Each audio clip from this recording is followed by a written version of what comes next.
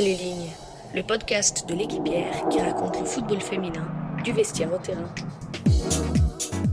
Bonjour, bonsoir à tous, très heureux de vous retrouver pour ce nouvel épisode d'Entre les lignes, le podcast de l'équipière.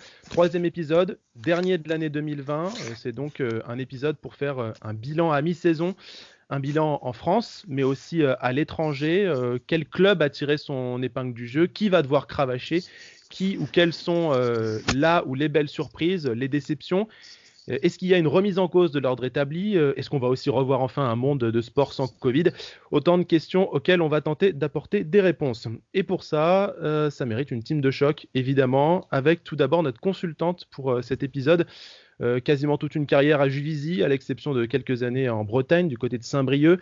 Triple championne de France, 59 sélections en équipe de France, où elle a longtemps formé la charnière centrale des Bleus avec la sélectionneur actuelle, Corinne Diacre.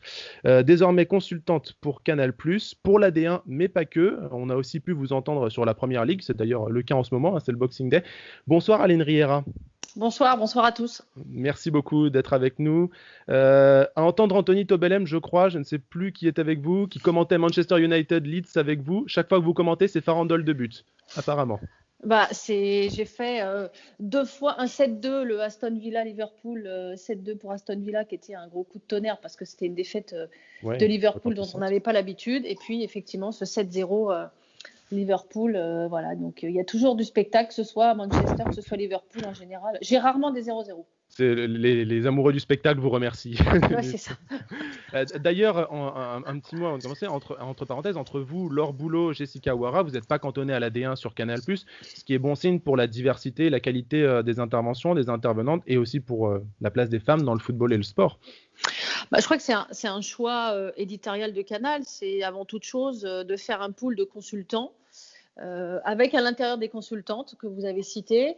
Et on est à disposition de Canal pour commenter les footballs, les pratiques diverses. Donc, vous l'avez dit, la D1, mais aussi la Première Ligue, la Ligue 1 pour Canal Afrique. Ça peut être le national aussi sur site ou en cabine. Donc, voilà, on est là et on est utilisé par Canal sur différents matchs, différentes pratiques parce que Canal n'a pas envie d'avoir une consultante D1 qui soit cantonnée à ça, mais d'avoir une consultante qui rentre dans ce groupe de consultants mis à disposition pour la chaîne. Eh ben, c'est très bien pour le football et pour la qualité et la diversité des interventions. Alors pour cet épisode, on ne vous sollicitera que sur la D1, dont vous êtes l'une des observatrices les plus avisées, puisque vous la commentez chaque semaine pour Canal. Avec moi aussi, toute une team de l'équipière, en fait presque tout le comité du recteur, en fait, chacun ayant sa thématique. Antoine Chaussat, Marie Diémé, Léo Kester, bonsoir à tous les trois. Bonsoir. Vous, tous les trois, vous nous ferez un petit peu le tour des stades en Europe. Et puis Inès Roy-Levanovic, bonsoir. Bonsoir à tous. Toi aussi, tu vas nous faire un petit tour, un petit passage en Europe, mais tu as aussi des sujets de société à évoquer, car évidemment, l'évolution de la place des femmes dans le football va de pair avec des évolutions sociétales. Et il y en a eu cette année, on en parlera. Merci à tous d'être présents. L'épisode 3 d'Entre les lignes, c'est parti. Entre les lignes.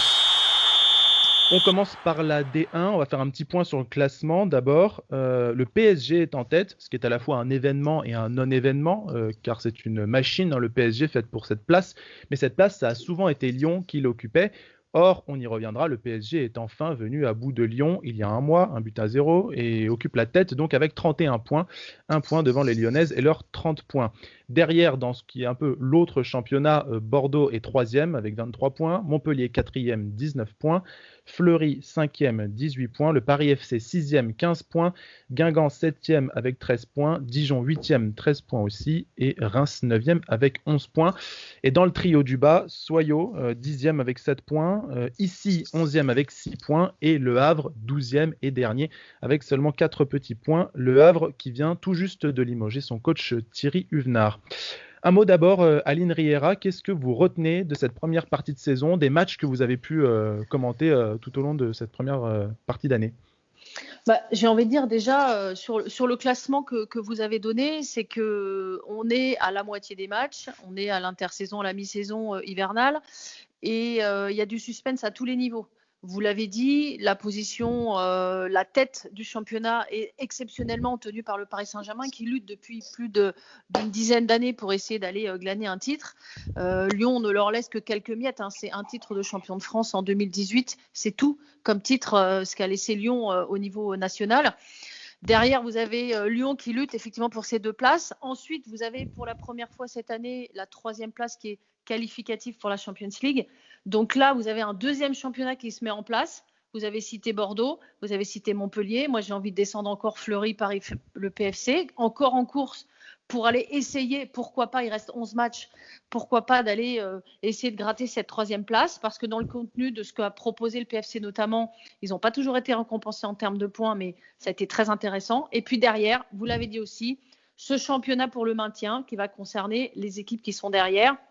C'est pas fini pour le Havre, c'est pas fini pour ici. On voit que le Havre, vous l'avez dit, a limogé Thierry Huvenat pour essayer de mettre un petit coup de fouet, pour essayer de changer quelque chose.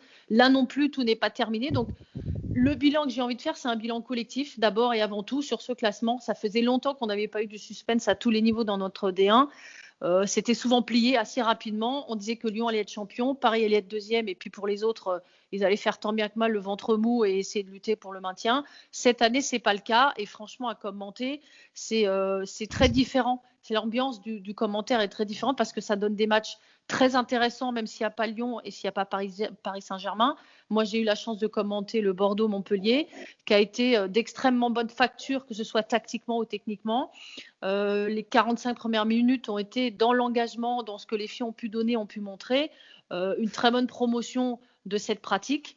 Et voilà, je trouve que le niveau, les équipes travaillent de mieux en mieux, les équipes se structurent de mieux en mieux. Il y a de plus en plus de filles qui sont à disposition des clubs exclusivement. Alors, ce n'est pas le cas pour tout le monde encore, mais le professionnalisme s'inscrit dans de plus en plus de clubs.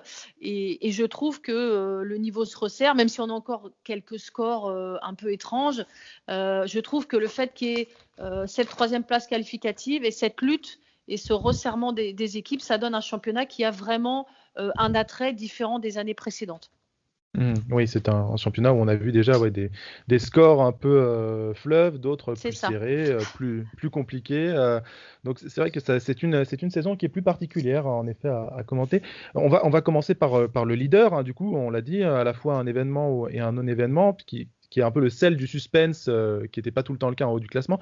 Le PSG, Marie, quelle signification a cette place de leader à mi-saison ? Alors déjà, il y a 2 choses qu'il faut retenir. Et la première d'entre elles, c'est qui peut paraître assez subsidiaire, mais finalement, malgré la victoire contre l'Olympique Lyonnais, le Paris Saint-Germain n'est qu'à 1 point de son adversaire, à cause d'un match nul, on en a déjà parlé, au mois de septembre contre les Girondins de Bordeaux. Et ce qui fait que le championnat est extrêmement serré et que sur la 2e partie de saison, si le Paris Saint-Germain perd contre l'Olympique Lyonnais, le Paris Saint-Germain peut perdre sa place de leader en championnat. Et si le Paris Saint-Germain commet la moindre erreur, que ce soit un match nul ou contre une équipe autre que Lyon, le Paris Saint-Germain peut également perdre cette place. Donc rien n'est assuré, rien n'est figé. Et puis le deuxième enseignement, c'est, vous l'avez dit, sur ce match contre Lyon, le Paris Saint-Germain qui a réussi à vaincre un petit peu ces vieux démons. On avait dit lors du précédent podcast que l'un des enjeux était aussi là. Le Paris Saint-Germain a su faire preuve de caractère, a su presser l'Olympique Lyonnais et finalement l'a pris à son propre jeu lors de ce match et a tenu la dragée haute à l'Olympique Lyonnais. Pas seulement sur un quart d'heure, pas seulement sur 1 heure de jeu, mais sur toute une rencontre. Et le Paris Saint-Germain s'est véritablement donné des moyens d'être à la tête du championnat.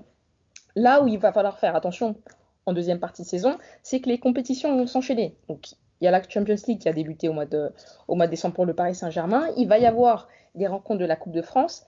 Et ça peut être un peu compliqué pour les Parisiennes, notamment en termes de profondeur de banc. On l'a vu sur ce mois de décembre, ça a parfois été un peu compliqué, avec Formiga qui était blessée et qui est revenu, Luana qui était retenue au Brésil parce qu'elle avait été cas contact Covid, mais qui finalement est revenue, Nadia Nadim qui avait été testée positive au Covid, et ça avait créé un espèce de flou. On était obligé un peu de bricoler du côté parisien, avec Olivier Chouafny qui tentait tant bien que mal de combler les brèches, et c'était un peu périlleux. Donc il va falloir faire attention, avoir une gestion d'effectifs qui est cohérente, qui prend en compte les organismes des joueuses, parce que les joueuses sont extrêmement sollicitées, et ça peut être un peu difficile pour Paris Saint-Germain lorsqu'on connaît la profondeur de banc de son grand rival qui est l'Olympique Lyonnais.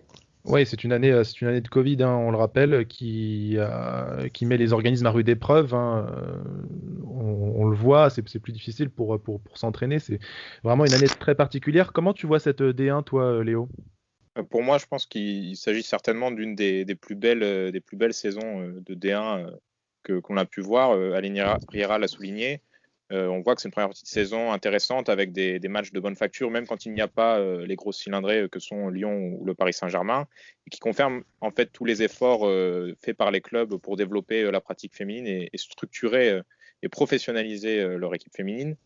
On voit qu'en début de saison, beaucoup d'équipes avaient annoncé leurs ambitions et leur volonté de se rapprocher vraiment du top 5, avaient fait également un mercato dans ce sens-là, et toutes les équipes sont on va dire, dans les temps de passage. On voit qu'entre Guingamp qui est 8e et Montpellier 4e, il y a seulement 6 points d'écart et le niveau se resserre.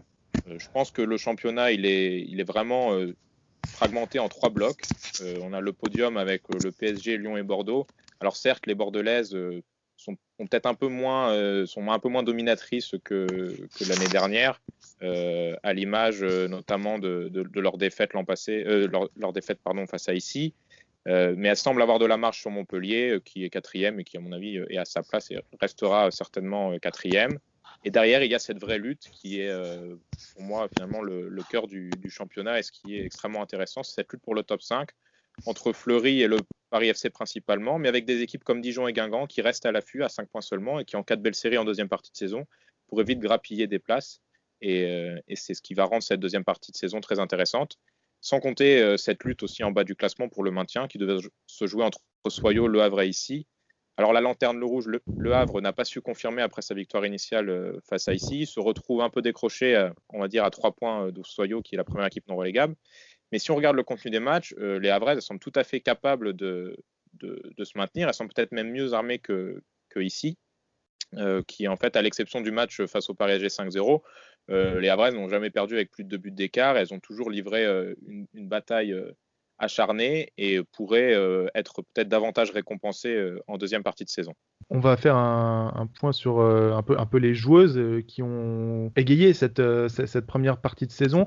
On a souvent parlé de Marie-Antoinette Katoto qui semble être au top de sa forme. Marie, on a Kadidiatou Dani également, tandis que les Lyonnaises tirent un petit peu la langue. Certaines ont aussi été un peu prises dans le conflit dans la sélection nationale, hein, ce qui a peut-être pu jouer un petit peu sur les mentalités. Si quelqu'un veut se lancer, Aline Riera, éventuellement, comment vous les voyez, notamment nos internationales? On parle effectivement de cette lutte en tête des buteuses entre Marie-Antoinette Katoto et Khadija Chaud. Khadija Chaud qui confirme tout le bien qu'on pensait d'elle et qui à mi-saison a déjà marqué 14 buts et en tête.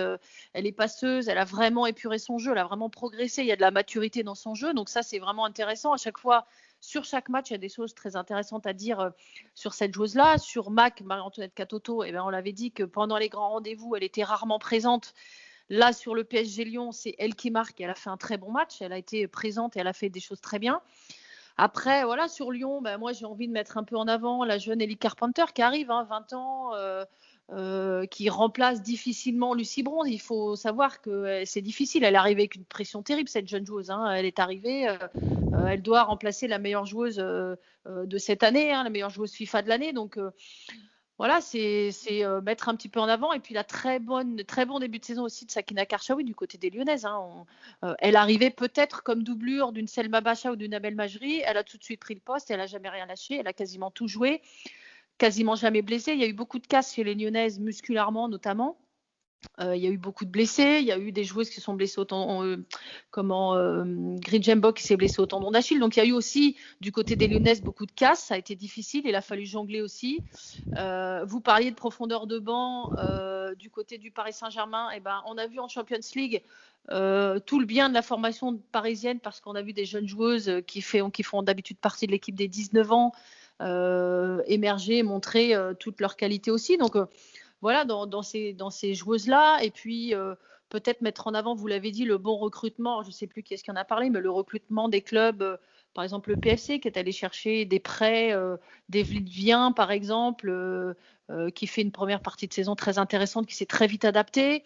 Et puis voilà, on a aussi la jeune Elisa de Almeida à Montpellier qui devait confirmer, qui a eu une première saison un peu difficile et qui la confirme et qui devient presque une ancienne ou une indispensable dans le groupe des Bleus, en tout cas indispensable à Montpellier et puis qui prend sa place petit à petit chez les Bleus. Donc voilà, il y a quelques joueuses à mettre en avant. Alors je ne vais pas toutes les citer parce que je ne les ai pas toutes en tête, mais j'ai peur d'en oublier. Mais voilà, il y a eu quand même de belles révélations, de belles confirmations, et puis des joueuses, voilà, vous l'avez dit, des joueuses qui se mettent au service. On parle un petit peu moins de Khadija Toudiani, mais quand elle ne joue pas avec le PSG, le PSG est en difficulté. Voilà, vous avez parlé de Luana. Moi, j'aime beaucoup cette joueuse et elle a été beaucoup décriée en arrivant parce qu'elle n'avait pas fait la préparation. Mais là, quand on voit en étant à 100%, c'est une joueuse exceptionnelle et qui a beaucoup apporté au PSG. Donc, ouais, il y a de très belles choses dans le championnat qui devient de plus en plus attrayant et que le recrutement devient de qualité, notamment chez les étrangères. Il y a beaucoup de joueuses qui ont envie de venir jouer chez nous. Et ça, franchement, c'est une belle reconnaissance pour cette pratique. Oui, d'ailleurs, vous avez raison là-dessus. Vous mentionniez tout à l'heure le mercato à Fleury. On voit que cette saison, elles arrivent pas mal à s'imposer. Moi, j'ai bien apprécié voir les matchs de Fleury parce que on les avait rencontrés d'ailleurs, certains d'entre nous, avant le début de la saison. Et on voyait leur motivation pour vraiment s'imposer dans les 5 premières. Là, ça a l'air de plutôt bien fonctionner pour eux ou pour elles. Et par exemple, les recrutements, et surtout en particulier, je pense à Le Garec, qui est revenu du championnat anglais, qui a aussi fait une belle performance cette première moitié de saison. Oui, moi justement, je trouve que Fleury, c'est vraiment une des équipes qui a été... Donc peut-être je n'attendais pas à ce niveau-là sur cette première partie de saison. Il y a eu beaucoup de mouvements. Je crois que c'est 11 départs, 11 arrivées à l'intersaison. Un recrutement très international pour le club francilien avec des joueuses expérimentées comme la Suédoise Julia Spetsmark ou encore Céleste Bourreil, milieu américaine. Mais aussi des jeunes espoirs comme la Polonaise Dominika Grabowska qui, très sincèrement, a des qualités de percussion très très intéressantes. Et je pense qu'on peut aussi dresser un coup de chapeau à David Fanzel qui s'efforce en fait d'amener toujours ses équipes à produire du jeu. Et il a réussi à faire en sorte que la mayonnaise prenne bien à Fleury, malgré du coup effectivement les nombreux mouvements de l'intersaison. Et on voit que sur les 4 derniers matchs, Fleury compte 3 victoires, 1 nul, a développé un jeu séduisant avec beaucoup de mouvements devant, des combinaisons en 1-2 touches max. Le choix de donner les clés du jeu à Léa Le Garec s'est avéré payant. Inès a parlé d'elle, mais Léa Le Garec, je trouve qu'elle n'est pas vraiment sous le feu des projecteurs, mais elle a réalisé une saison de haute volée.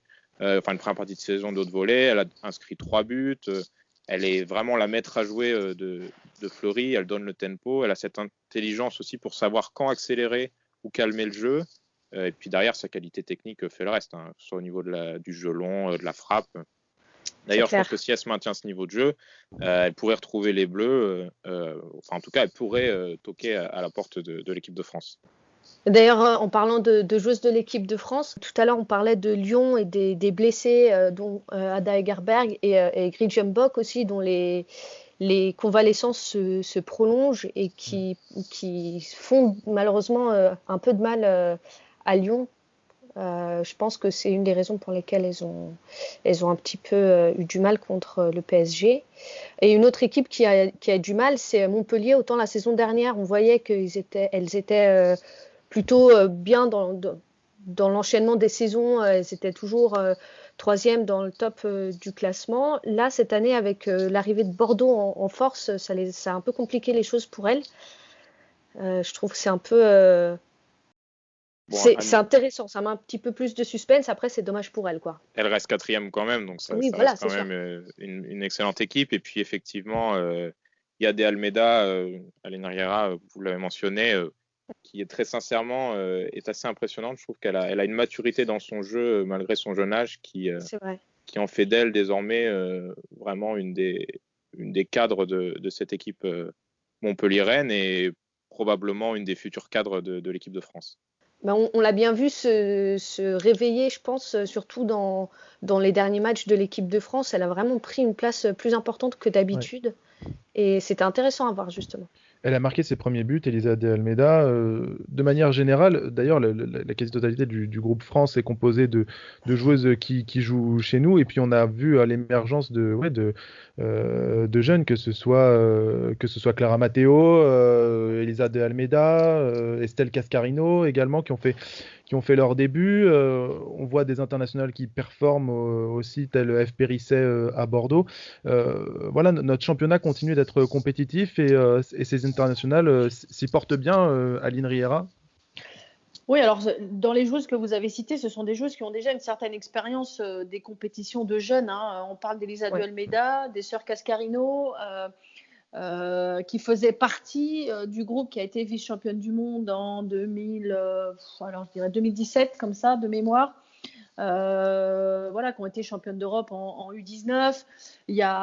C'est pour ça qu'elles rentrent entre guillemets, alors c'est pas facilement mais c'est pour ça qu'elles ont déjà cette expérience, cette sérénité de rentrer dans un match international. C'est vrai qu'Elisa, elle est rentrée sur son premier match, elle n'a pas eu de timidité. On lui a demandé de jouer latéral droit, un coup dans l'axe, un coup latéral droite, et puis elle a fait le boulot avec beaucoup d'application, beaucoup de sérénité. Elle a été buteuse aussi.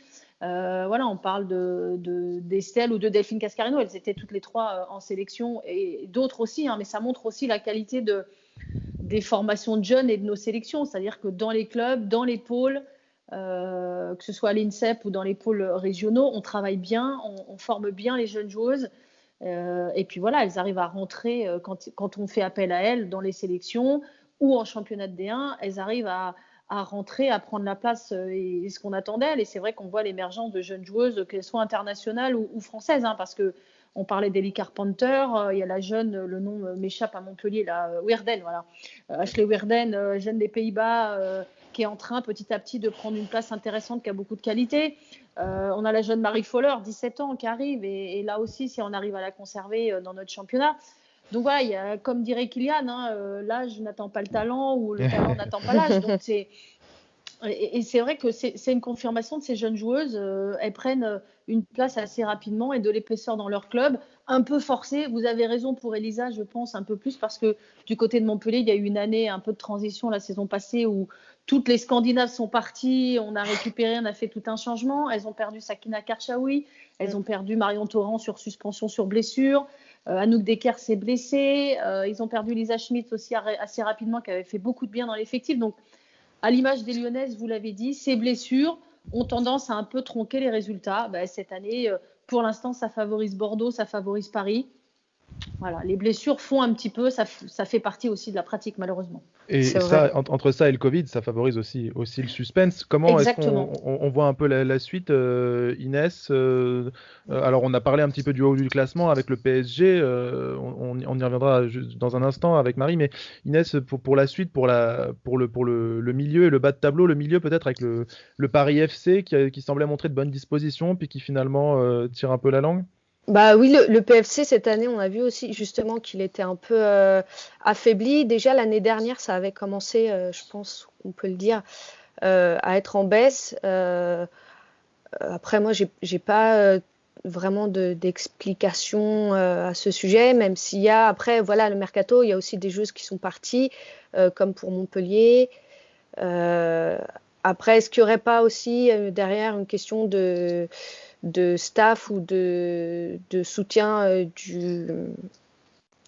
soutien du club, de conditions d'entraînement? Moi, je sais que j'avais parlé avec des supporters qui disaient que aussi, il n'y a pas cet esprit-là autour des joueuses que peuvent retrouver des équipes comme Montpellier, Lyon et le Paris Saint-Germain. Même si ça peut paraître anecdotique, je pense que ça peut jouer un peu. À mon avis, il y a plein d'éléments comme ça qui peuvent jouer.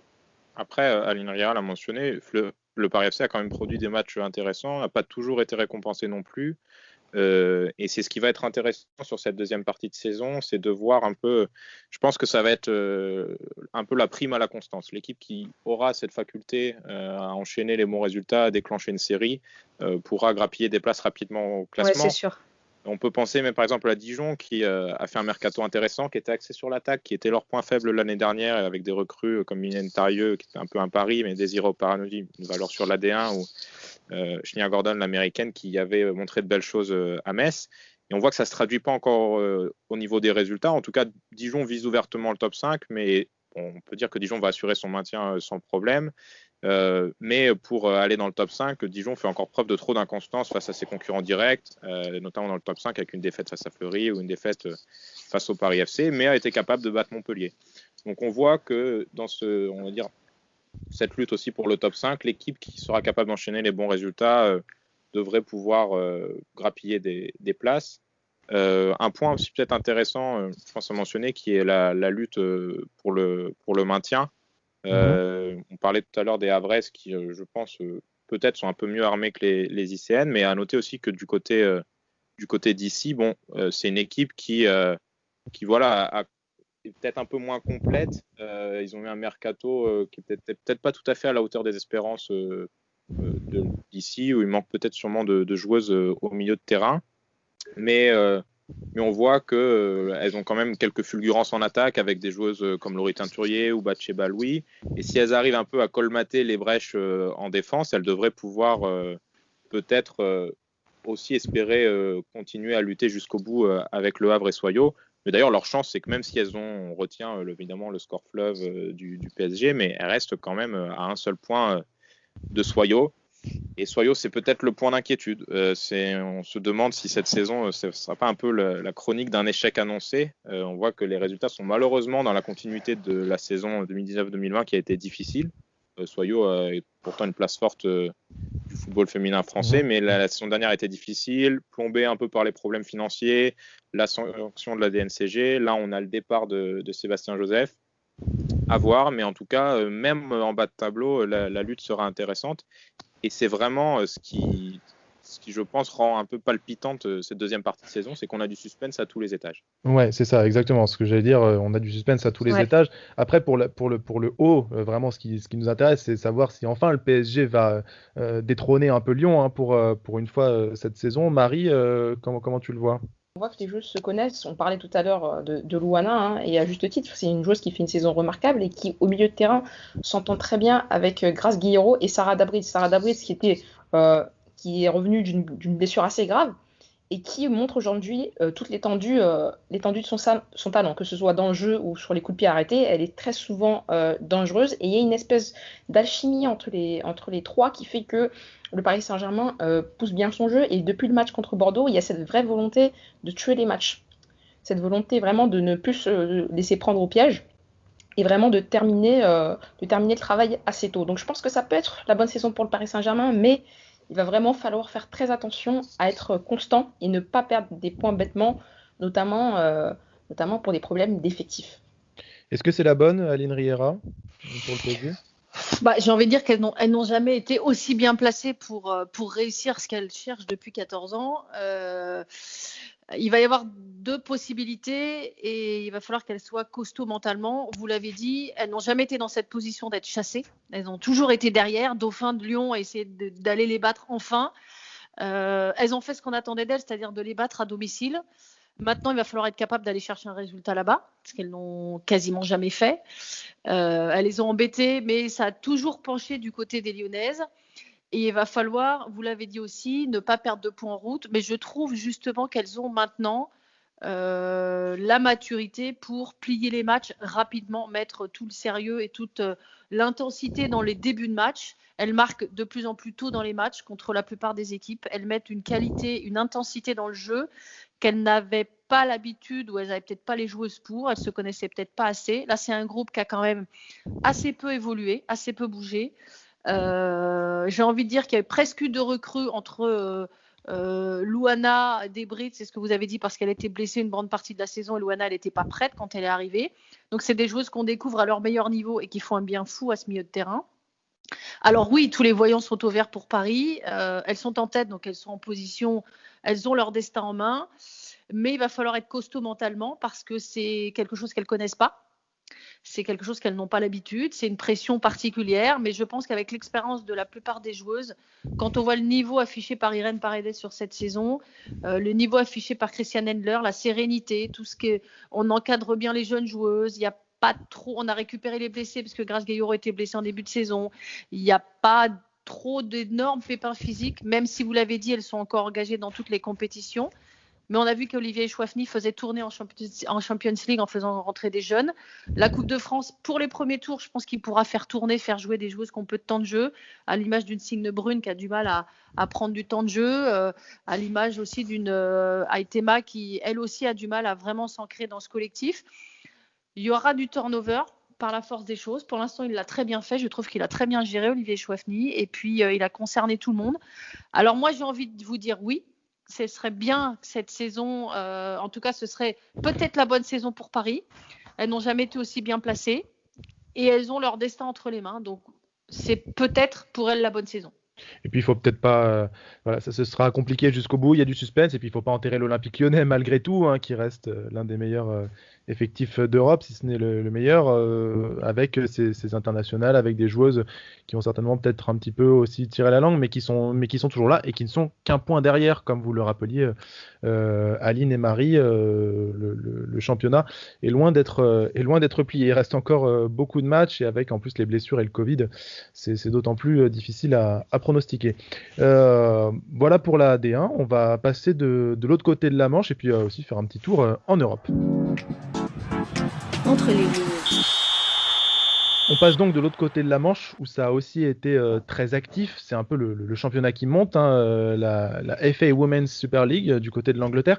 Aline Riera, comment est-ce que vous voyez son émergence? Puisqu'elle a rappelé notamment, on a vu que Lucy Bronze y était revenue. C'était des joueuses aussi sont attirées, que ce soit donc If et Press à United, Alex Morgan à Tottenham, Valérie Gauvin aussi qui est allée à Everton. Il y a toujours Kenza Dali à West Ham.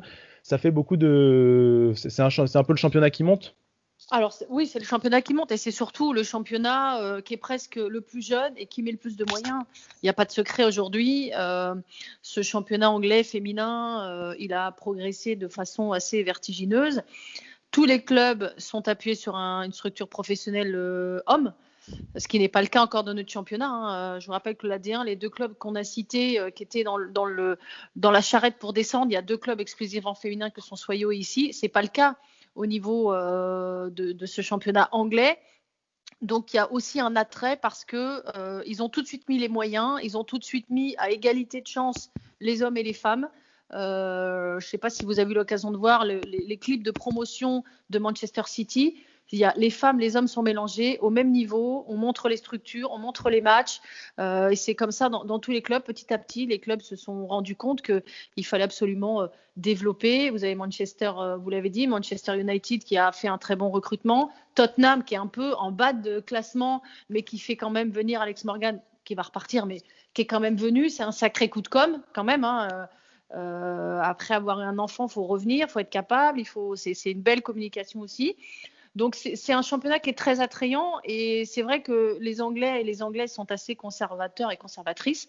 Donc, Lucy Bronze, voilà, elle est venue gagner des titres, mais on sent bien qu'à un moment donné, elle avait besoin de revenir au pays et que ça lui manquait et que les Anglaises vont, parce que le niveau monte dans ce championnat, vont rapidement revenir dans leur championnat et dans leur club respectif. Marie, tu as pas mal suivi ce championnat, toi? C'est vraiment un championnat qui, sur ces 2 dernières années, s'est extrêmement développé, avec notamment un contrat de 10 millions de livres sterling avec Barclays pour le naming de la Ligue, ce qui permet aussi aux équipes d'avoir une certaine manne financière pour pouvoir développer leurs équipes. Donc, alors, c'est un championnat qui a été très surprenant parce qu'on retrouve à sa tête Manchester United avec 23 points et 0 défaite. Rappelons quand même qu'il y a 2 saisons, Manchester United était encore en Championship, donc c'est vraiment une prouesse pour le club de Manchester, qui se retrouve devant Arsenal, qui a 2 défaites, une contre Chelsea et une contre United, devant Chelsea et encore derrière contre Manchester City. Alors, pour Chelsea, c'est pas vraiment une problématique puisque Chelsea a 6 points de retard, mais 2 matchs en moins, parce qu'avec le Covid, il y a eu un certain nombre de remaniements qui ont été faits. Donc, il y a eu des matchs de Premier League qui ont été reportés. Donc, Chelsea pourrait, en cas de victoire sur ces 2 matchs en retard, se retrouver à égalité de points avec Manchester United. La véritable déception, c'est Arsenal. Arsenal qui déjà n'est même pas qualifié pour l'édition en cours de la Women's Champions League, mais qui a également perdu contre Manchester City et United et qui pourrait se voir relégué à la 3e ou 4e place en cas de défaite contre City et contre Arsenal. Et une autre déception également, c'est le club de Tottenham. On s'attendait avec le recrutement d'Alex Morgan, alors même si elle revenait de grossesse et même si c'était un peu plus un coup de com' qu'un coup sportif vu la situation, on s'attendait quand même à de meilleures performances pour le club de Londres. Et il se place encore aujourd'hui à la 8e place. Il y a eu encore cette histoire de duo de coachs historiques qui ont été remplacés en cours de championnat. Voilà, il y a quelques signes annonciateurs qui sont pas très favorables du côté de Tottenham. Et puis un point en finale sur la Cup, puisque Manchester United est éliminé de cette Cup, de même que pour Arsenal. Et Manchester United qui va avoir tout le loisir de se concentrer sur le championnat, puisqu'il ne dispute pas encore la Champions League, pour laquelle il est bien parti pour se qualifier. Et justement, dans une saison, on va dire, un peu post-Covid, alors c'est vrai qu'Arsenal a été un peu décevant, mais le fait de ne pas jouer la Ligue des Champions, d'avoir été éliminé de la Cup, font qu'en deuxième partie de saison, elles vont se concentrer uniquement sur le championnat. C'est quand même une équipe talentueuse. Je pense qu'il reste encore en course pour une nouvelle qualification à la Ligue des Champions, enfin une qualification, une requalification, puisqu'elle n'était pas cette année. Et je pense dans une saison, on va dire, Covid, où il y a quand même cette incertitude sur l'effet que peut avoir sur du long terme le premier confinement, l'arrêt des compétitions sur les organismes, ça peut être peut-être un avantage pour ces équipes Arsenal, Tottenham, le fait d'être éliminé et de pouvoir se concentrer uniquement sur le championnat. Sur Tottenham, je pense que j'aurais tendance à nuancer un peu l'idée de déception, parce que, il faut pas oublier que c'est que seulement leur deuxième saison en Super League. Il faut pas oublier effectivement qu'il y a eu ce changement de coach en cours de saison. C'était des coachs historiques qui étaient là depuis presque plus de 10 ans dans le groupe, et qui étaient un peu des coachs historiques qui suivaient un peu et qui encadraient beaucoup. Là maintenant, ils rentrent un peu dans une ère plus professionnelle, donc j'aurais plutôt tendance à voir cette saison comme une saison de transition, pour essayer de viser un petit peu plus haut et pour progresser un peu les années suivantes. Alors après, effectivement, oui, on a beaucoup parlé du coup Alex Morgan. Pour moi, c'est surtout un coup marketing et de communication très réussi par ailleurs. On se souviendra de la photo avec José Mourinho pour l'histoire du football. Sportivement, elle a joué 4 matchs, 2 buts, à chaque fois sur penalty. Voilà, c'est une expérience un peu à nuancer. Mais j'aurais tendance à dire que je préfère un parcours à la Tottenham qui prend son temps et qui veut se structurer pour atteindre le top, plutôt qu'un parcours à la Liverpool, où là, on se demande vraiment s'il y a une vraie politique sportive de la part des dirigeants pour leur équipe féminine.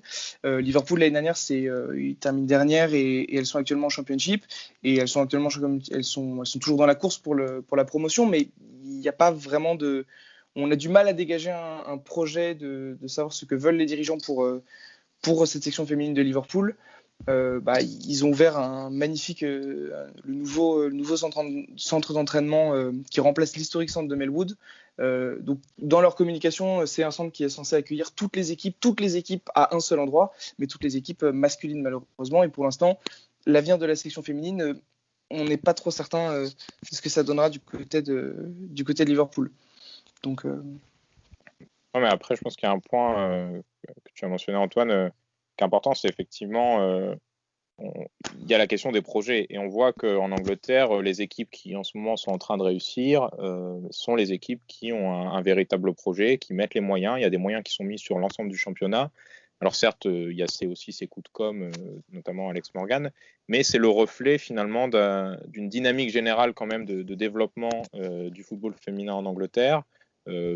Angleterre, pays du football, c'était un peu une anomalie qu'il n'y avait pas par le passé un championnat vraiment compétitif. Le championnat l'est de plus en plus, les clubs mettent de plus en plus de moyens.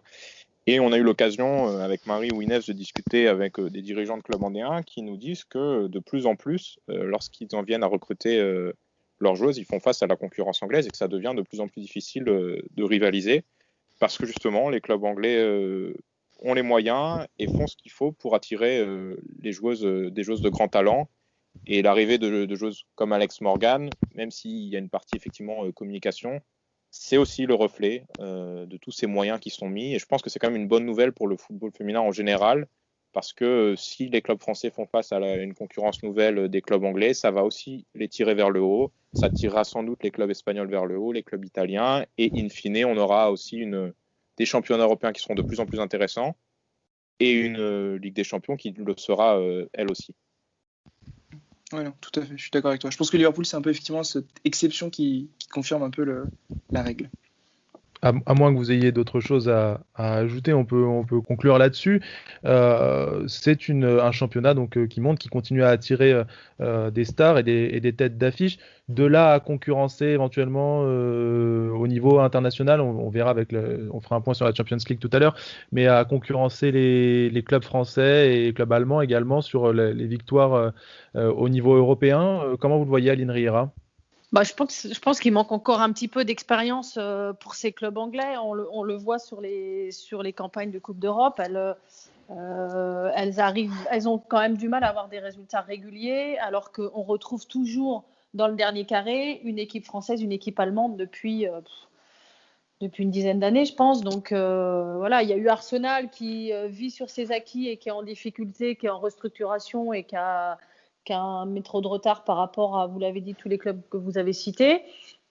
Mais pour l'instant, l'attractivité de la D1 a réussi encore à faire venir de très bonnes joueuses chez nous et permet par exemple aux Lyonnaises ou aux Parisiennes de garder leurs effectifs, notamment chez les étrangères. Mais c'est vrai qu'on sent petit à petit, même nos Françaises, vous l'avez dit, Valérie Gauvin, on a parlé de Léa Le Garec, on peut parler de Kenza Dali, on peut parler et encore une autre. Awa Sissoko. Voilà, qui sont partis essayer, voir une autre culture, pour essayer de gagner des titres. Mais petit à petit, pour l'instant, je pense qu'on a encore un petit peu d'avance et les clubs allemands ont encore un petit peu d'avance dans l'expérience de ces grands rendez-vous, de ces grandes compétitions.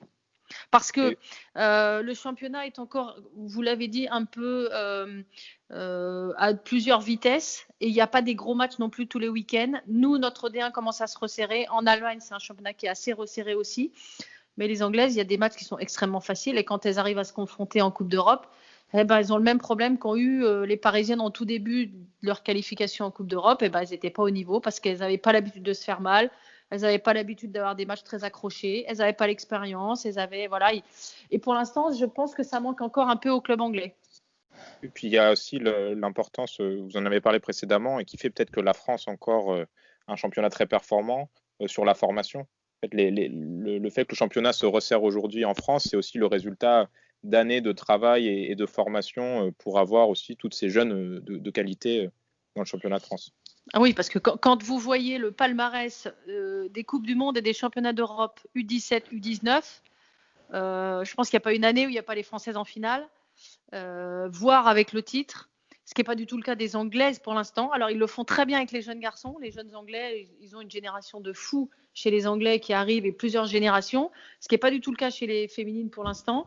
Donc, on a encore un peu d'avance sur la formation parce que là, les Anglais, ils ont dit on va créer un championnat professionnel, on va mettre de l'argent, mais effectivement, la formation derrière n'est pas forcément assurée et le renouvellement, si ça ne fonctionne pas, si les titres ne sont pas là, ça va s'essouffler petit à petit. On le voit avec Arsenal qui a gagné une fois la Coupe d'Europe et puis derrière, qui a du mal à ressourcer, à retrouver des joueuses. Alors, c'est vrai qu'avec de l'argent, on fait venir les Américaines. C'est vrai mais ça ne dure pas parce qu'elles repartent faire leur championnat, parce qu'elles savent que pendant la Coupe du Monde, elles doivent absolument jouer aux États-Unis pour être sélectionnables. Donc ça, vous allez toutes les perdre à chaque fois en année Coupe du Monde. Il n'y aura pas une seule Américaine en championnat étranger. Donc, il y a ça aussi, il faut tenir compte de tout ça. Et pour l'instant, on a un petit peu d'avance sur cette gestion des joueuses, du recrutement. On a encore un peu d'avance sur les Anglais. Marie, tu voulais ajouter quelque chose ? On pourrait très bien parler de ces équipes au singulier, parce que si on y regarde de plus près, c'est surtout l'Olympique Lyonnais et Wolfsburg qu'on retient. Derrière, ça ne suit pas forcément. Mais je pense qu'à terme, on pourra retrouver de manière assez régulière des équipes anglaises dans le dernier carré de la Ligue des Champions. Bon. Ok, merci pour vos interventions. On va revenir sur le continent, n'est-ce pas ? On va s'intéresser à l'Allemagne et à l'Italie. Entre les lignes. La Serie A, d'abord, avant de parler de l'Allemagne, qu'on a déjà un peu évoqué, on va faire un petit tour sur l'Italie, Inès, avec notamment la Juventus qui mène au classement. Oui, effectivement, donc la Juventus, elle est première au classement avec 10 victoires pour 10 matchs, 6 buts encaissés. On dirait qu'elle est bien partie pour un 4e titre consécutif en championnat dans cette Serie A. Juste derrière, elle est suivie par l'AC Milan avec une seule défaite en cette première moitié de saison. Elle est à 3 points de la Juventus. C'est aussi la meilleure défense du championnat avec une moyenne de 0,4 buts par match. Derrière, on a, donc en troisième position, on a le Sassuolo, qui est une surprise, qu'on n'attendait pas aussi haut au classement. Et je pense qu'on peut mettre en avant sa joueuse, Hailey Bujeja, je ne sais pas comment ça se prononce, qui n'a que 16 ans, qui est 5e meilleure buteuse du championnat et qui a mis 6 buts en 8 rencontres, ce qui est quand même assez remarquable. Ouais. Et puis derrière, ça devient un peu plus serré. Il y a Empoli en 4e position et puis la Fiorentina et l'Inter de Milan qui sont tous les deux à 14 points. Donc même si la Fiorentina a gagné contre Sassuolo, donc 3e au match aller, on ne sait pas ce qui va se passer et ça peut être assez intéressant à ce niveau-là du tableau pour la deuxième moitié de saison. Donc rien n'est joué. Et rien ne dit non plus que Empoli ne pourra pas se reprendre entre guillemets en main ou en tout cas rejoindre l'AC Milan et les autres équipes plus haut dans le classement sur le podium. Côté Allemagne, c'est là aussi un cadre qui mène la danse, le Bayern Munich, évidemment. Et oui, le Bayern Munich, qui est la superstar du championnat cette année. 11 matchs, 11 victoires, 32 buts inscrits pour un seul encaissé, sur penalty en plus. C'est l'équipe qui a détrôné le Wolfsburg, qui arrive deuxième en cette première moitié de saison. C'est la première fois en 4 ans que les Louves ne sont pas championnes d'automne. Elles ont une défaite donc, contre le Bayern en novembre et elles n'avaient pas perdu depuis février 2019. Donc c'est vrai que c'est un gros coup que le Bayern de Munich est en train de faire cette saison. Wolfsburg a 5 points de retard sur elle malgré tout. Derrière, au niveau de la 3e place, on a le TSG Hoffenheim qui a pas mal derrière au niveau des points. C'est 6 points d'écart. Et puis la Turbine Potsdam qui est juste derrière. Offenheim, c'est 7 victoires en 11 matchs. Potsdam sont 4e avec un match de retard. Donc c'est pour ça que là, on a encore du suspense pour cette lutte pour la 3e place. Et par ailleurs, je pense qu'il faut aussi remarquer Francfort qui était très attendu et pourtant est 7e au classement. Donc à voir ce qui se passe à partir de janvier dans ce championnat allemand. Le Bayern Munich de Viviane Asseyi, notamment, qui s'est blessé, qui en a pour quelques semaines un petit peu sur le flanc. Et puis la Juventus qui a quand même donné du fil à retordre à l'Olympique Lyonnais en Champions League, avec notamment au match aller. Au match retour, ça a été un peu plus simple pour les Lyonnaises, entre guillemets. Elles se sont rendues le match plus simple. Pourtant, c'est une équipe qui est jeune, la Juventus, qui a 3 ans d'existence seulement. Mais là aussi, vous en parliez, Aline Riera, un club qui se développe, un gros club en plus, la Juventus, avec la structure que ça implique, et qui a donné un peu du fil à retordre à l'Olympique Lyonnais, ce qui est quand même pas rien. Ça a été un match accroché, ils avaient vraiment bien préparé leur match, je pense, du côté de la Juventus, en étudiant à la vidéo, en appuyant un petit peu sur le peu de points faibles que pouvaient avoir les Lyonnaises. Et puis c'est vrai que les Lyonnaises étaient dans un moment pas difficile, avec quelques blessés, quelque chose qui manquait, de la fatigue. Voilà, ils ont mis une pression importante et les Lyonnaises n'ont pas l'habitude d'être menées, mais elles ont très bien réagi. C'est vrai que sur un match à l'extérieur, sur le match aller, elles ont été en difficulté, mais à l'image des grandes championnes et de l'expérience qu'elles ont su revenir, elles ont plié rapidement le match retour en imposant et en mettant toute l'expérience qu'elles ont avec tous leurs titres européens. Donc en toute logique, elles ont battu ces joueuses de la Juve, mais c'est vrai que ça peut donner quelques idées aux futurs adversaires des Lyonnaises parce que la Juve a plutôt très bien joué sur le match aller en tout cas. On va partir maintenant sur la péninsule ibérique, là aussi sur un championnat qui est un peu en plein essor, donc à commencer évidemment par l'Espagne, une saison qui est marquée par l'arrivée du Real Madrid qui a racheté les droits du CD Tacon, un Real Madrid qui est quand même encore en construction, Antoine, on l'a vu dans les gros matchs face au Barça et l'Atlético. En construction, oui, effectivement. Après, ça reste un Real Madrid qui fait une très très bonne première partie de saison. Le match contre l'Atlético Madrid, il est très très très serré. Les Colchoneras le gagnent que 1-0 avec un but à la 5e minute. Après, voilà, pareil, il y a eu quelques petites contre-performances, un nul contre Valence, une défaite contre Tenerife. Sinon, dans l'ensemble, les Madrilènes sont 2e avec 28 points en 13 matchs. Donc c'est relativement un très bon début de saison. L'excellent début de saison, si on peut dire, c'est pour les leaders barcelonaises qui carburent comme jamais. Alors il faut savoir qu'elles sont premières avec 30 points, mais avec 3 matchs en retard.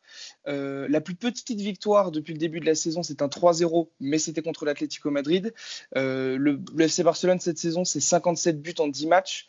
C'est tout simplement colossal. Je ne suis pas sûr qu'une autre équipe en Europe puisse faire ça. Le Bayern, par exemple, en titre de comparaison, c'est 40 buts en 12 matchs. Après, voilà, effectivement, il y a une saison un peu plus nuancée du côté de l'Atlético Madrid. C'est globalement une grosse irrégularité, une forte irrégularité. C'est des victoires, des belles victoires au mental qui sont arrachées donc, contre le Real, par exemple, ou contre la Real Sociedad mardi dernier, où elles arrachent finalement 2 buts grâce à Castellanos. Dans la toute fin du match. Mais après, globalement, c'est une forte irrégularité. C'est 2 points perdus contre l'Athletic Bilbao début décembre. C'est une première mi-temps qui est très compliquée contre le Servette de Genève, alors qu'a priori, on est quand même sur un écart de niveau assez important. On se rappelle qu'au match aller, il y avait 2-1 pour le Servette à la mi-temps. L'Atlético s'était rattrapé en deuxième mi-temps et sur le match retour. Mais voilà, globalement, cet Athletic Bilbao, et l'Athletic Bilbao aussi, mais l'Atlético Madrid surtout, est assez irrégulier. Alors certes, rien n'est perdu pour l'instant, elle reste troisième. Pour moi, si les choses continuent comme ça, le titre est promis de manière quasiment absolue à ce FC Barcelone. Et la lutte pour l'Europe sera assez intéressante entre Real Madrid et Atlético. Il y a des bonnes surprises, la bonne surprise Tenerife par exemple, 4e avec 27 points, et la bonne surprise de Levante. Toletti, la buteuse française, a mis un triplé ce mardi. Et elles ont également dans leur rang la meilleure buteuse du championnat, la Pichichi, Esther González, avec 11 buts. Et c'est quand même une performance qu'il faut souligner quand on voit l'armada, par exemple, des joueuses barcelonaises ou même madrilènes.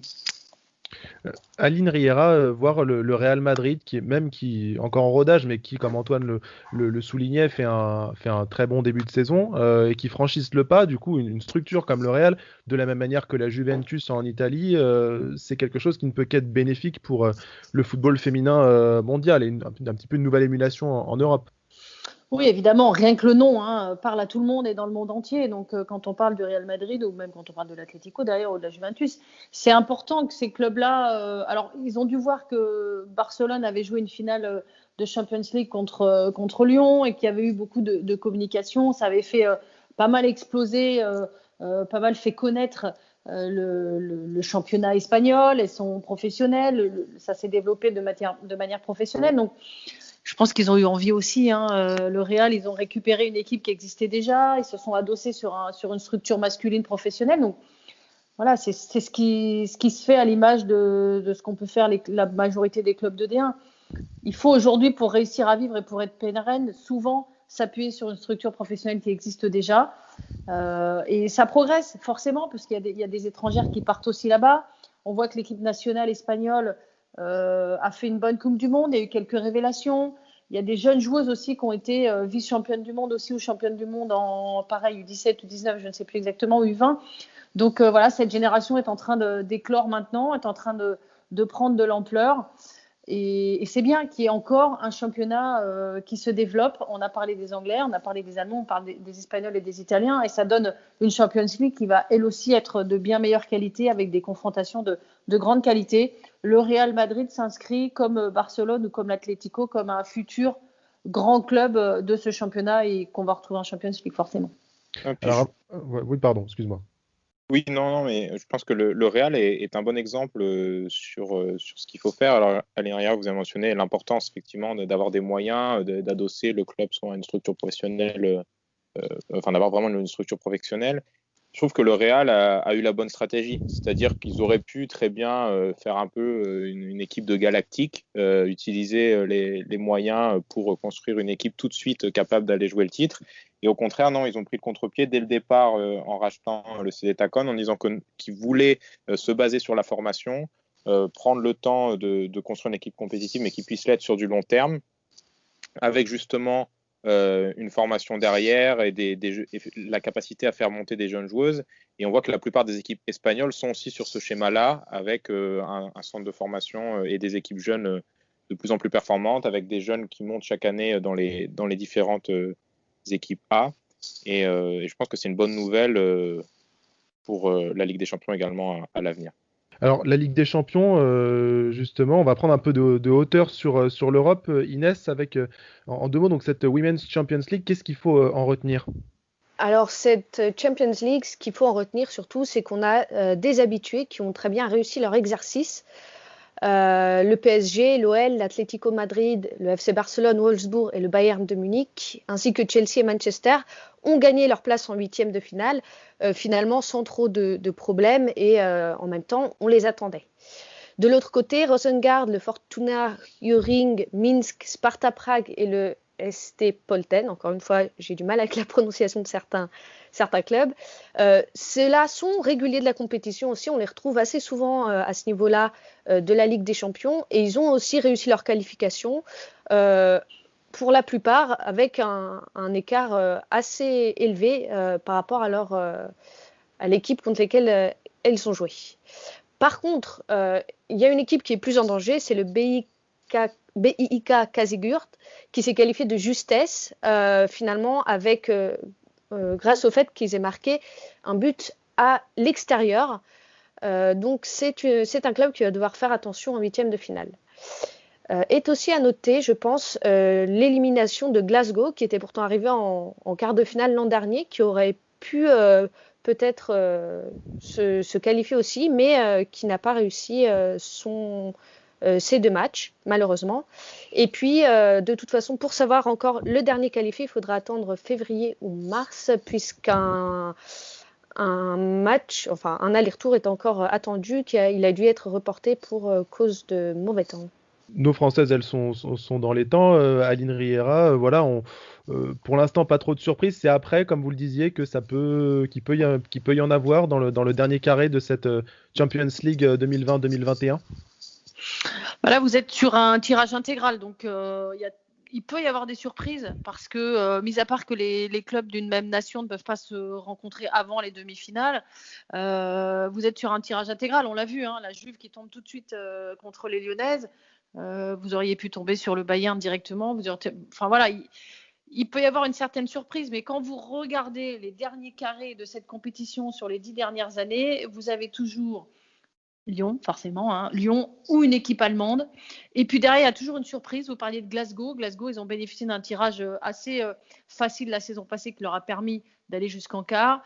Vous avez des fois des nations qui arrivent à sortir comme ça. Il y a l'Ajax qui est tombé sur Paris, me semble-t-il. Voilà, il y a eu des matchs, quelques petites surprises, mais en général, vous tombez quand même sur les grosses cylindrées, les habitués. Fut un temps, vous parliez de Francfort au départ, fut un temps, Francfort était toujours dans le dernier carré. Là, c'était Wolfsburg. Maintenant, ça va sans doute être le Bayern. Nous, c'est toujours Lyon.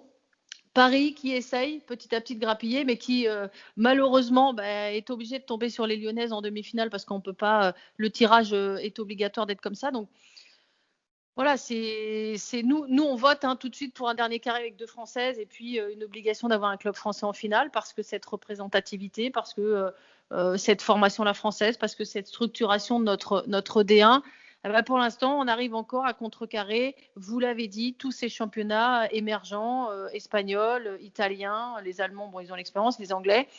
On verra, mais moi, je suis contente de pouvoir commenter des matchs d'un bien meilleur niveau parce que jusqu'à présent, cette Ligue des Champions, on se retrouve avec des clubs, même en quart de finale, qui étaient vraiment d'un niveau assez faible et ça donnait des scores très fleuves. Aujourd'hui, il y a déjà des scores serrés dès le départ sur des grosses équipes, par exemple les Lyonnaises qui se font accrocher à la Juventus. Voilà, des matchs comme ça, nous on en redemande un peu, surtout à commenter, c'est quand même plus sympa. Et puis la fatigue va jouer également, le Covid, cumulé avec le championnat, Ligue des Champions, ça aussi, ça va jouer. Oui, forcément, à un moment donné, il va falloir être bon dans le turnover, il va falloir essayer de ne pas avoir trop de casse. On a vu les Lyonnaises quand même en difficulté par moment, avoir 3-4 titulaires sur le carreau, sur des petits pépins musculaires, avoir du mal à revenir, mettre des joueuses au repos. Voilà, il faut savoir que les Lyonnaises, elles ont enchaîné la finale à la Champions League et puis ensuite la préparation, un peu moins de vacances qu'avant, des joueuses qui ont beaucoup joué. Donc vous avez une joueuse qui se blesse à l'entraînement, vous avez Ada Gerberg qui se reblesse sur une blessure grave, donc il faut une opération de nouveau. Voilà, il va falloir être bon pour les entraîneurs et les staffs pour gérer la fatigue, vous avez raison, pour concerner un maximum de joueuses, parce que quand on aura besoin d'elles, il faut qu'elles soient à 100%. Si vous laissez toujours les mêmes joueuses sur le banc, quand vous avez besoin d'elles, elles ne sont pas au niveau.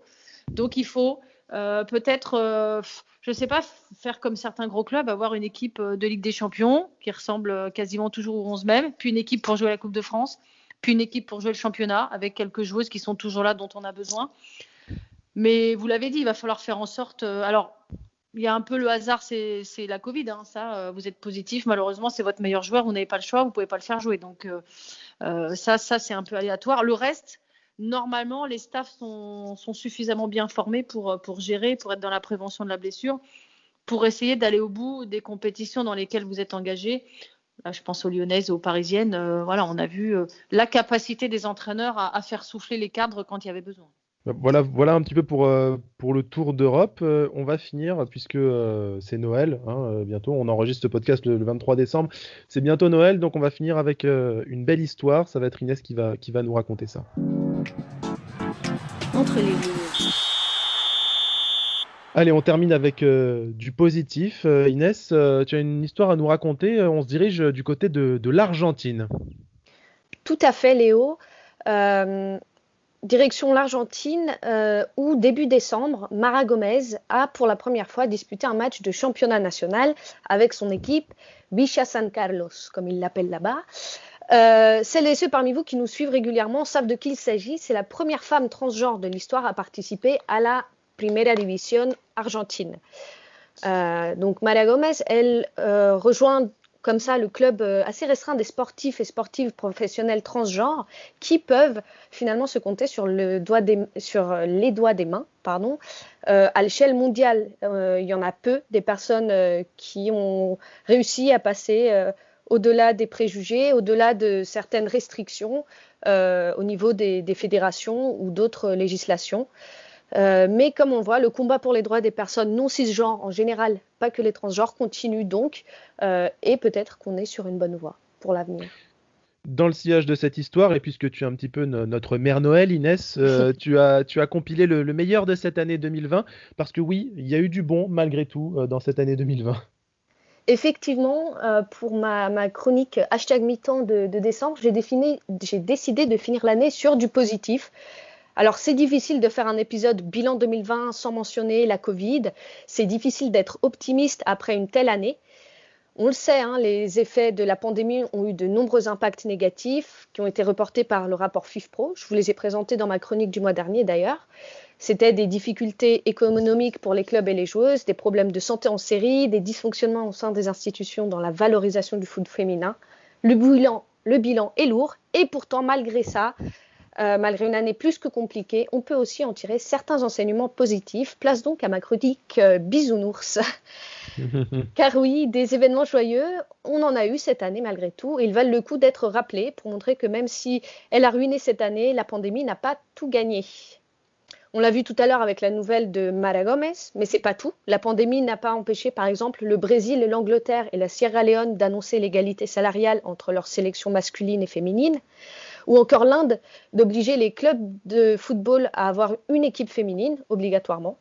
En Italie, la pandémie n'a pas empêché non plus la fédération italienne de commencer à travailler avec le gouvernement pour professionnaliser le championnat féminin. Dans le même genre, la Fédé argentine a mis en place aussi un plan de 5 ans pour la professionnalisation de sa D1 à elle. La pandémie n'a pas empêché non plus la NWSL et les associations de joueuses américaines de renégocier les salaires et d'autres bénéfices en faveur de ces footballeuses. La pandémie n'a pas empêché Nike d'adapter ses contrats de sponsoring avec toutes ses athlètes pour assurer leur congé maternité, et la FIFA a fait de même en autorisant les congés maternité pour ses joueuses.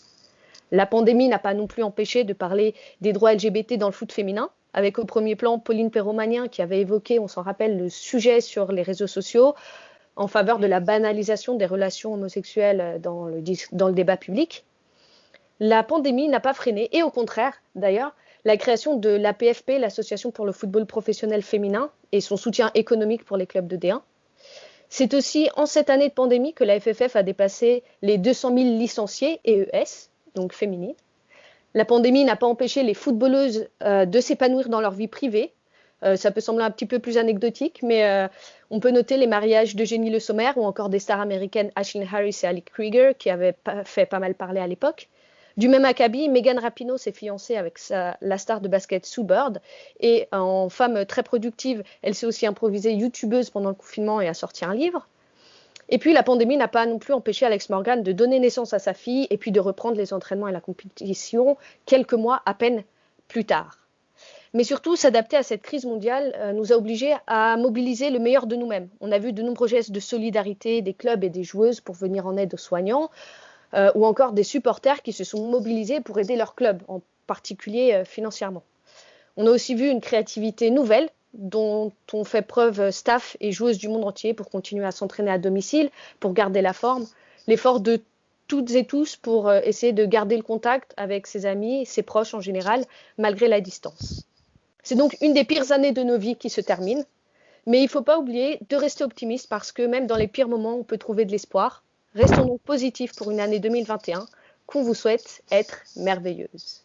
Ça fait du bien quand même d'entendre ça, ça fait du bien d'entendre tout ça, c'est quand même joyeux. Qu'est-ce que vous retenez, les autres, de cette année 2020? Aline Riera, qu'est-ce que vous retenez, vous qui avez été sur le terrain, puis en cabine, qui ne pouvez plus trop vous déplacer, mais qui continuez à voir assidûment des matchs? Je retiens effectivement le positif de ce message, c'est que malgré cette pandémie, le sport continue à avancer. Malgré la pandémie, le sport féminin continue d'avancer, de progresser, d'être de plus en plus reconnu. Alors la pratique du football forcément qui me tient un peu plus à cœur, mais j'ai envie de dire de plus en plus de gens qui regardent la finale de l'Euro féminin de hand, qui regardent et qui suivent la Coupe du Monde qui a lieu chez nous. Enfin voilà, il y a vraiment une progression dans les mœurs, dans les mentalités. Vous l'avez dit, pour le droit des joueuses, des femmes, des LGBT, de tout ça, on est en train d'en parler de plus en plus.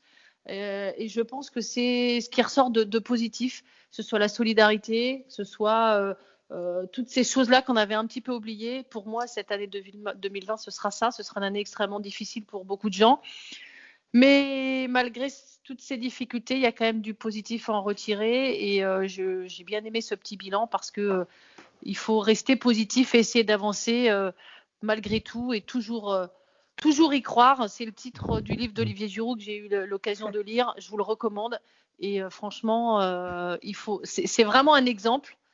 J'aime beaucoup ce joueur. C'est vraiment un exemple. Et il peut s'appliquer à plein de gens. Toujours y croire, c'est tellement important. Moi, je m'éclate dans ce que je fais pour commander les matchs. Je m'éclate de plus en plus parce que le niveau est vraiment de mieux en mieux. Et voilà, il faut aussi des gens comme vous pour parler un petit peu de tout ça, des choses un peu plus anonymes et mettre un peu de joie dans ces moments difficiles. Donc voilà, ce sera le bilan de 2020. C'est beau, c'est une belle chose à dire et on va essayer de continuer. Les autres, Marie, Léo, Antoine, en un mot, qu'est-ce que vous retenez de ce 2020? Inès, tu parlais tout à l'heure de l'accouchement d'Alex Morgan et il y a la FIFA qui a récemment annoncé l'approbation des 14 semaines de congé maternité pour les femmes. On a trop souvent vu des femmes abandonner, arrêter prématurément leur carrière pour justement fonder une famille. Et je pense que là, on est encore à un autre niveau. On franchit une étape dans l'intégration de la vie des femmes à leur carrière. Antoine ? Non, je rejoins ce qui a été dit. Effectivement, c'est une année de transition post-Coupe du Monde, mais où on a senti quand même qu'il fallait maintenir cet engouement, qu'il fallait maintenir ce regard, que ce soit un regard curieux ou un regard de passionné qu'on avait par rapport au foot féminin et au sport féminin de manière générale. Et effectivement, on ne peut qu'espérer que ça continue pour 2021 avec l'échéance des Jeux Olympiques et les échéances qui viennent par la suite. Léo ? De mon côté, en tant qu'ancien arbitre, je vais mentionner les belles performances de Stéphanie Frappart et le fait qu'elle soit de plus en plus appelée à officier pour des matchs de haut niveau, notamment dans le football masculin. Je pense que c'est une excellente nouvelle et c'est l'excellente nouvelle du développement général de la pratique féminine. C'est si ça peut susciter des vocations. Je pense que notre engagement à tous, notamment dans l'équipière, c'est aussi un combat plus général pour davantage d'égalité. Et c'est important, nous, à l'équipière, on essaye de médiatiser la pratique féminine du football, mais aussi pour simplement montrer à des jeunes filles qu'elles ont le droit de jouer au football. C'est pas une pratique qui est réservée aux hommes. Et j'ai eu le souvenir, moi, dans mes formations d'arbitre, où on était 30 hommes et une seule femme. Mais finalement, si Stéphanie Frappart peut aussi participer à, on va dire, féminiser l'arbitrage, ou en tout cas montrer que l'arbitrage est ouvert à tous et à toutes, c'est une excellente nouvelle. Voilà pour un bon bilan. En effet, c'est bien. On voit le côté positif à l'équipière et pourvu que ça continue, il est temps du coup de conclure aussi ce podcast de l'année 2020 avec donc ces bonnes notes. Entre les lignes. On espère vous avoir donné de quoi débattre dans les discussions de fin d'année parce que bon, le Covid, Amazon et toutes les autres thématiques d'actualité, ça va 2 minutes. On peut parler de foot féminin, on peut en parler positivement comme on a vu, on peut voilà, se remémorer des belles choses qui se sont passées cette année. On vous souhaite évidemment une belle fin d'année et un bon début d'année 2021 également. Merci de nous avoir écoutés. N'hésitez pas à nous faire des retours sur ce que vous écoutez, bien sûr. Ça nous aide aussi. Ce podcast est naissant, c'est son 3e épisode. Il y a des imperfections, mais on est fiers de vous le présenter et on va toujours tâcher de faire mieux pour continuer à vous intéresser et à vous faire vous intéresser au football féminin. Merci à vous particulièrement, Aline Riera, d'avoir pris du temps pour nous. Merci beaucoup. Merci à vous. Bonne continuation. On vous souhaite une très bonne saison à vous sur Canal+, entre D1 et Première Ligue, surtout là en ce moment avec le Boxing Day. Vous avez d'autres perspectives en vue au-delà de Canal+, d'autres projets ? Bah, moi, les projets, je ne vois que les commentaires pour l'instant. Moi, je m'éclate et je m'amuse beaucoup dans ce que je fais. La Première Ligue, on le dit, c'est un des plus beaux et des meilleurs championnats. Je mets autant de travail et de plaisir dans un match de D1 qu'un match de Première Ligue ou qu'un match de National. Donc, encore beaucoup de commentaires. Peut-être, pourquoi pas, Canal va récupérer les droits de la Ligue 1, peut-être, j'espère. Donc, pourquoi pas commenter un peu de Ligue 1. Mais voilà, me diversifier. Et puis, voilà, je voulais vous dire de continuer dans ce que vous faites. C'est pas évident. Il n'y a pas toujours les retours. Mais on a besoin de gens comme vous, de petites fourmis, entre guillemets, qui deviendront plus grands, qui vont grandir. Donc, voilà, vous revenez quand vous voulez. Je donnerai un coup de main avec plaisir. Et surtout, prenez soin de vous tous, parce que c'est important. Ça nous va droit au cœur. Merci beaucoup. Merci beaucoup. Merci. Voilà, surtout pour voilà. Inès, Marie, Léo, Antoine, merci à vous, la team de l'équipière, pour ce podcast. On se retrouve en 2021 pour de nouveaux épisodes. Bien sûr, bien sûr. Bien sûr. Au rendez-vous. Ce podcast sortira au moment des fêtes de Noël, des fêtes de fin d'année plus généralement. On vous les souhaite évidemment géniales et joyeuses. On vous souhaite aussi une très belle année 2021 avec du football bien sûr, mais surtout la santé. La santé, c'est le plus important. Merci à tous, belle journée ou belle soirée. Ça dépend à l'heure à laquelle vous écoutez ce podcast. Et prenez soin de vous. Ciao.